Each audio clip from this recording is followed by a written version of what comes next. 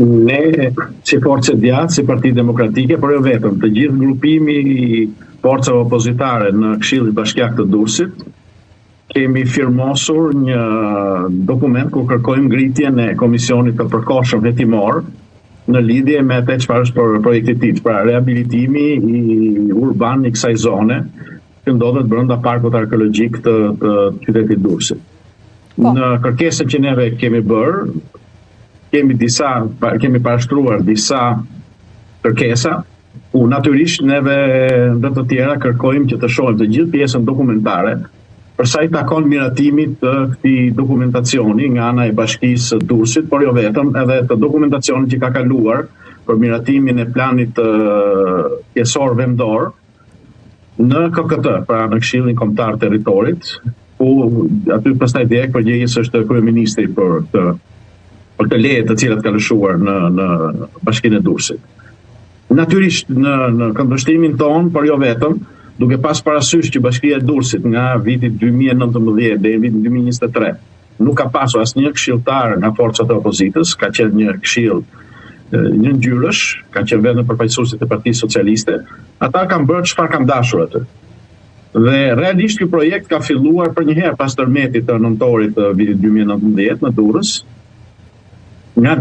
vitit 2020 ka filluar si ide dhe janë hedhur piketet e para dhe deri në fund të mandatit, flasim të vitit 2023, ka qenë përcaktuar të gjitha gjurmët, ka qenë përcaktuar shpronësimet, ka qenë i përfunduar edhe pjesa e projektit nga studio italiane e cila u shpall fituese për këtë projekt. Natyrisht konstatojmë që ka shkelje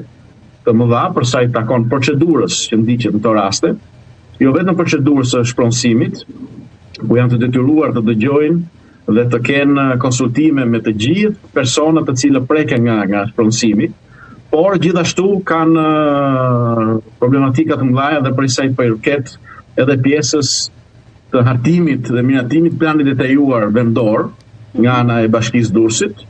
ku shumë dokumenta të cilët duhet të jenë të depozituara, neve kemi kontrolluar të depozituara, duhet të jenë online, neve kemi kontrolluar dhe ato nuk rezultojnë në asnjë sajt. Gjitha këto në linjë drejta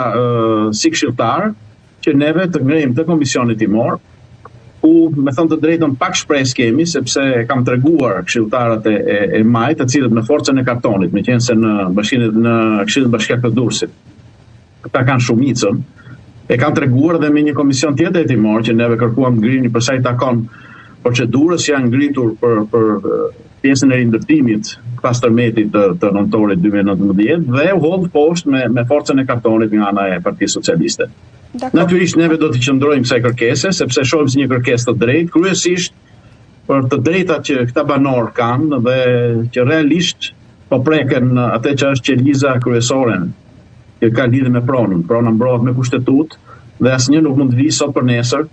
të thotë unë do t'jap kaq lek, se kaq lek mendoj që kjo pronë jote ja blen dhe unë do ta marr ta shprosoj. Po, zoti Muka, ka patur realisht konsultime me banorët para se të merrej ky vendim për ngritjen e këtij projekti? Ky është një çështje që ka kohë që po diskutohet. Përse e ngrini tani këtë komision hetimor, kur ju thoni që ka patur disa shkelje procedurale, shkelje ligjore me çështjen e shpronësimeve? Nuk ka patur transparencë edhe për ju?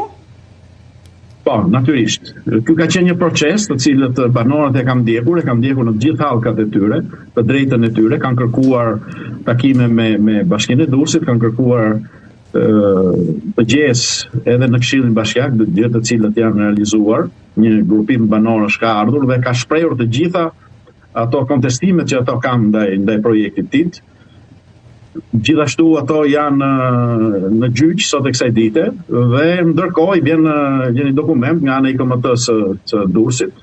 të cilët kërkojnë që banorët brenda datës 16 duhet linin objektet e tyre, të linin shtëpitë. Ndërkohë që thash janë në procese gjyqësore, ndërkohë që ato nuk kanë marrë shpronësim, sepse nuk kanë pranuar pjesën e shpronësimit për aq sa është ofruar.